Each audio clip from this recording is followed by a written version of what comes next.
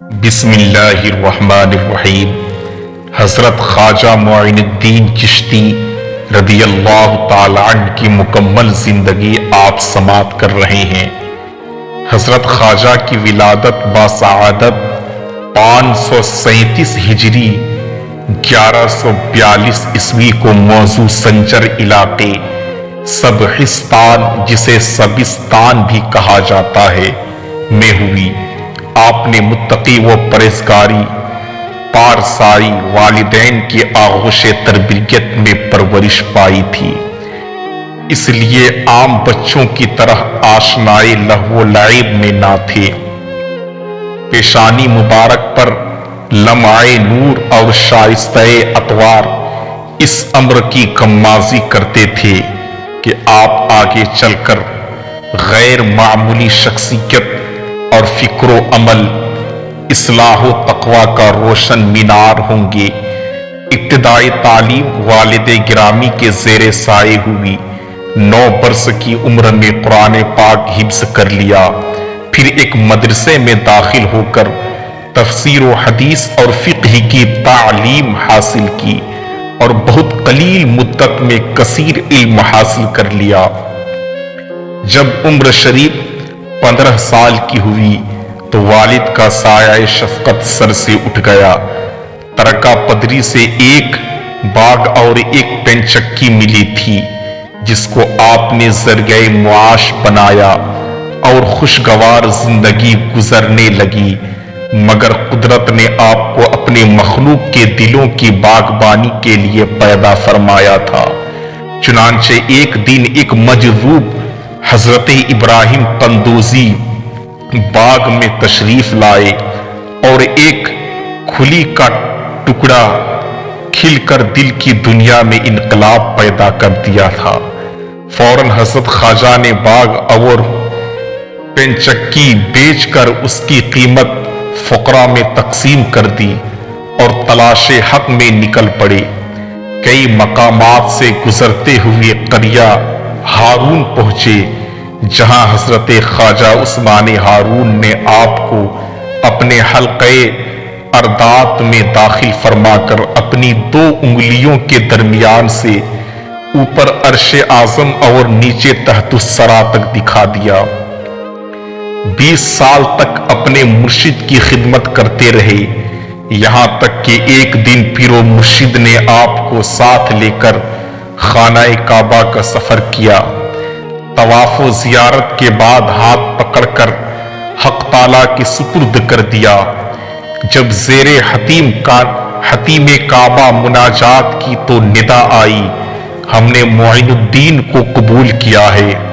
بعد ازاں بارگاہ آقا صلی اللہ علیہ وسلم میں حاضر ہو کر بحکم مرشد حضرت خواجہ نے سلام عرض کیا تو روضہ انور سے اس طرح جواب ملا: وعلیکم السلام یا قطب المشائخ، بحر و بر و بحر۔ یہ تو مرشد برحق کے ساتھ کا واقعہ ہے، لیکن جب دوسری مرتبہ اپنے مرید خاص حضرت قطب الدین بختیاری کاکی کو ساتھ لے کر حج و زیارت کے لیے تشریف لے گئے تو ایک دن کا واقعہ ہے کہ آپ حرم کعبہ کے اندر یاد الہی میں مشغول تھے کہ ہاتف کی آواز سنی: اے معین الدین، ہم تجھ سے خوش ہیں، تجھے بخش دیا، جو کچھ تو چاہتا ہے مانگ تاکہ عطا کروں۔ اور جب روضہ انور کی زیارت کے لیے پہنچے تو یہ خوشخبری سنی: اے معین الدین، تو میرے دین کا معین ہے، ہندوستان کی ولایت میں نے تجھے عطا کی۔ یہی وہ بشارت عظمیٰ ہے جس سے میں نے اپنے مقالہ کا آغاز کیا تھا۔ اب لگے ہاتھوں حضرت خواجہ غریب نواز رضی اللہ تعالی عنہ کی چند بصیرت افروز کرامتیں بھی ملاحظہ فرمائے۔ دوران قیام بغداد ایک دن خواجہ غریب نواز رضی اللہ تعالی عنہ شیخ وحد الدین، شیخ شہاب الدین سہروردی اور خواجہ قطب الدین بختیار کاکی رضی اللہ تعالیٰ عنہم کی ایک مجلس میں تھے۔ انبیاء کرام علیہم السلام کا ذکر خیر ہو رہا تھا کہ سامنے سے ایک 12 سالہ لڑکا کا گزر ہوا، ایک پیالہ لیے جا رہا تھا۔ دوسری کتابوں میں تیر و کمان کا تذکرہ ہے۔ جب بزرگوں کی نگاہ اس پر پڑی تو حضرت خواجہ نے فرمایا یہ لڑکا ایک دن دہلی کا بادشاہ بنے گا۔ چنانچہ یہی وہ لڑکا شمس الدین التمش کے نام سے دہلی کا بادشاہ گزرا ہے۔ حضرت قطب الدین بختیاری کاکی کا بیان ہے کہ حضرت خواجہ ہر سال زیارت کعبہ کے لیے بقول بقوت روحانی اجمیر سے تشریف لے جاتے تھے۔ جب کام پائے تکمیل کو پہنچا تو آپ کا یہ معمول تھا کہ آپ ہر شب بعد نماز عشاء کعبۃ اللہ شریف تشریف لے جایا کرتے تھے اور بعد فجر اجمیر میں ادا کرتے تھے۔ ایک مرتبہ حضرت خواجہ اپنے مریدوں کے ساتھ ایک گھنے جنگل سے گزر رہے تھے کہ وہاں بسنے والے ڈاکوؤں نے آپ کے مریدوں پر حملہ کر دیا اور لوٹ مار شروع کر دی۔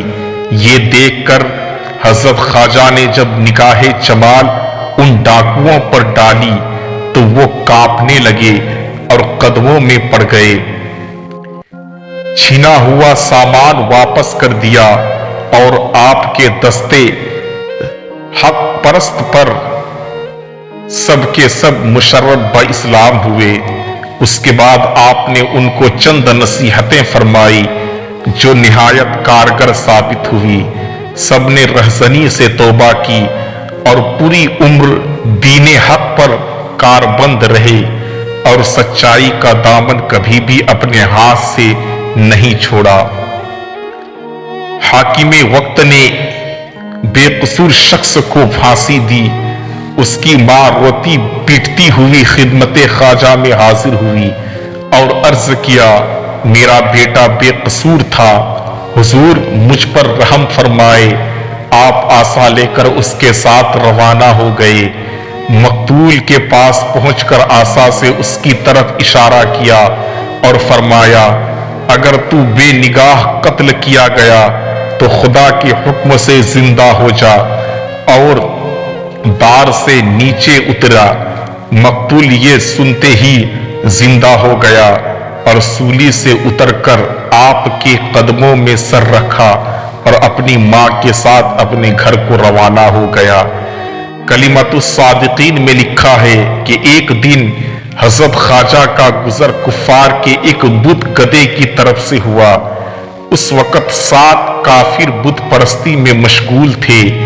آپ کا جمال جہاں آرا دیکھتے ہی بے بس ہو گئے اور قدموں میں آ کر گر گئے اور فوراً توبہ کی اور مشرف با اسلام ہو گئے۔ آپ نے ان میں سے ایک کا نام حمید الدین رکھ دیا۔ چنانچہ شیخ حمید الدین دہلوی ان 7 حضرات میں سے ایک ہیں جنہوں نے شہرت پائی۔ ایک روز حضرت خواجہ غریب نواز صحرا سے گزرے۔ وہاں آتش پرستوں کا ایک گروہ آگ کی پرستش میں مشغول تھا۔ یہ لوگ اس قدر ریاضت و مجاہد کرتے تھے کہ 6 مہینے تک دانہ پانی زبان پر نہیں لاتے تھے۔ سرکار خواجہ نے ان لوگوں سے آتش پرست کے بارے میں دریافت کیا تو انہوں نے جواب دیا کہ ہم لوگ آگ کو اس لیے پوجتے ہیں کہ دوزخ میں یہ آگ ہمیں تکلیف نہ پہنچائے۔ آپ نے فرمایا دوزخ سے بچنے کا طریقہ یہ نہیں ہے بلکہ نار دوزخ سے بچنے کے لیے خالق نار کی پوجا کرو، پھر یہ آگ تمہیں کوئی بھی تکلیف کوئی نقصان نہیں پہنچائے گی۔ تم لوگ اتنے دنوں سے آگ کی پوجا کرتے ہو، ذرا اس میں اپنا ہاتھ ڈال کر دکھاؤ۔ ان لوگوں نے جواب دیا آگ کا کام ہے جلانے کا، ہمارا ہاتھ تو جل جائے گا، لیکن اس بات کا کیا ثبوت ہے کہ حق پرستوں کو آگ نہ جلائے گی۔ حضرت خواجہ نے فرمایا دیکھو ہم خدا کے پرستار ہیں، یہ آگ ہمارے جسم کو تو دور کی بات ہے ہماری جوتی کو بھی نہیں جلا سکتی۔ یہ فرما کر آپ نے اپنی ایک جوتی آگ میں ڈال دی۔ بہت دیر تک وہ آگ میں رہی مگر اس پر آگ کا ذرا سا بھی اثر نہ آیا۔ یہ دیکھ کر سب مسلمان ہو گئے۔ ایک دن کا واقعہ ہے، حضرت خواجہ قطب الدین بختیاری کاکی رحمت اللہ علیہ سلطان شمس الدین التمش کے ہاتھ میں ہاتھ ڈالے مصروف سیر و تفریح کر رہے تھے کہ بعض عمرہ و اعیان سلطنت بھی ہمراہ تھے، اور ایک بدکار عورت نے بادشاہ کے حضور میں عرض کیا، آپ میرا نکاح کرا دیں ورنہ عیادت الہی میں گرفتار ہو جاؤں گی۔ بادشاہ نے کہا، تو کس کے ہاتھ نکاح کرنا چاہتی ہے؟ عورت نے حضرت قطب الدین کی طرف اشارہ کرتے ہوئے کہا، اس مرد سے جو قطب الدین اقطان بنے پھرتے ہیں، نعوذ باللہ، انہوں نے میرے ساتھ حرام کی ہے، اور یہ حمل پیٹ کی طرف اشارہ کر کے انہی کا ہے۔ حضرت قطب الدین صاحب کو یہ بیہودہ بات سن کر شرم و ندامت سے پسینہ آ گیا۔ بادشاہ وہ عمرہ شستر رہ گئے۔ فوراً قطب الدین صاحب نے اجمیر کی طرف منہ کر کر کہا، یا پیر و مرشد میری مدد فرمائے۔ فوراً سامنے حاضر ہوا حضرت قطب الدین بختیاری کاکی دکھائی دیے۔ حضرت قطب صاحب نے بادشاہ قدم بوسی کیے۔ سرکار خواجہ نے فرمایا، بات کیا ہے؟ تم نے مجھے کیوں بلایا ہے؟ حضرت قطب صاحب نے سارا ماجرا بیان کیا تو سرکار خواجہ نے اس عورت کے پیٹ کی طرف اشارہ کرتے ہوئے فرمایا، اے بچے سچ سچ بتا، تو کس کا بچہ ہے؟ بچہ فوراً اپنی ماں کے پیٹ سے بول اٹھتا ہے کہ میں ایک چرواہی کا بچہ ہوں، میری ماں نہایت بدکار عورت ہے۔ چنانچہ عورت نے بھی اعتراف کر کے معافی مانگی۔ جب خواجہ غریب نواز اجمیر میں مقیم ہوئے اور وہاں کی ذات بابرکات سے کرامتوں کا مسلسل ظہور ہونے لگا اور لوگ اسلام کی صداقت کے معترف ہونے لگے، پرتھوی راج کی دفاعی کوشش کے باوجود حضرت خواجہ کا اثر بڑھنے لگا تو پرتھوی راج دل سے حضرت خواجہ کا دشمن ہو گئے۔ جوگی جے پال کی ناکامی اور اس کے قبول اسلام کے بعد پرتھوی راج کی آتش عداوت تیز ہو گئی اور وہ حضرت خواجہ کو اجمیر سے نکالنے کا منصوبہ بنانے لگے۔ جب وہ منصوبے کو عملی شکل دینے کا ارادہ کرتا تو اندھا ہو جاتا اور جب باز آتا تو بینائی واپس آ جاتی۔ اس کرامت کو بار بار دیکھنے کے باوجود بھی شرک و بت پرستی کی ظلمت اس کے دل سے نہ نکل سکی۔ بالآخر اپنے کیف اور کردار کو پہنچا۔ حضرت خواجہ ایک مجلس کا تذکرہ فرماتے ہیں کہ میں خواجہ عثمان ہارونی، خواجہ احد الدین کرمانی اور خواجہ بھی موجود تھے۔ گفتگو اس بارے میں شروع ہوئی کہ جو شخص بھی اس مجلس میں ہے وہ اپنی کرامت دکھائے۔ یہ سنتے ہی خواجہ عثمان ہارونی نے مصلے کے نیچے ہاتھ ڈالا اور مٹی بھر اشرفیہ نکال کر ایک درویش کے حوالے کر دیا اور فرمایا کہ جاؤ درویشوں کے لیے حلوہ لے کر آؤ۔ شیخ احد الدین نے قریب ہی پڑی ہوئی ایک لکڑی پر ہاتھ مارا تو فوراً لکڑی سونا بن گئی۔ میں پیچھے رہ گیا جو پیر و مرشد کی وجہ سے کوئی کرامت ظاہر نہیں کر سکتا تھا۔ شیخ نے میری طرف رک کر کے فرمایا، تم کوئی کرامت کیوں نہیں دکھاتے؟ اس مجلس میں ایک بھوکا درویش تھا جو شرم کی وجہ سے سوال نہیں کر سکتا تھا۔ میں نے اپنی گدڑی سے جو 4 روٹیاں نکالی اور اس درویش کے حوالے کر دی۔ جب حضرت خواجہ اجمیر میں انا ساگر کے قریب مقیم ہوئے تو انا ساگر جس کے گردو نواح میں ہزاروں بت خانے تھے، جن پر سینکڑوں من تیل پھول صرف صبح و شام تک پرستار کا ہجوم رہا کرتا تھا۔ برہمنوں اور پرستار اسنان کو حضرت کا قیام ناگزار گزرا۔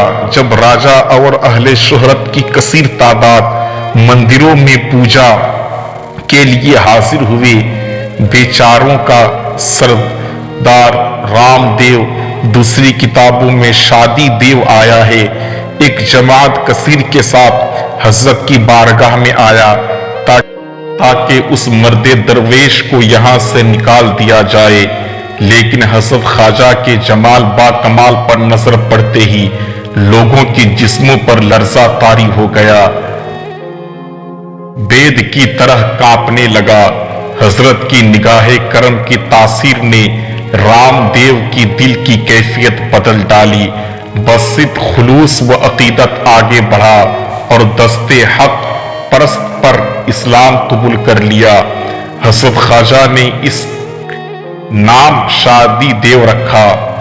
تلک عشرہ کاملہ، یہ آپ کو 10 کرامتیں مکمل ہوئی۔ ویسے تو آپ کی بے شمار کرامتیں ہیں اور الحمدللہ آج بھی آپ کی تربیت گہوارہ کرامت بنی ہوئی ہے۔ خدا کی رحمتیں ہوں اے امیر کارواں تم پر۔ السلام علیکم۔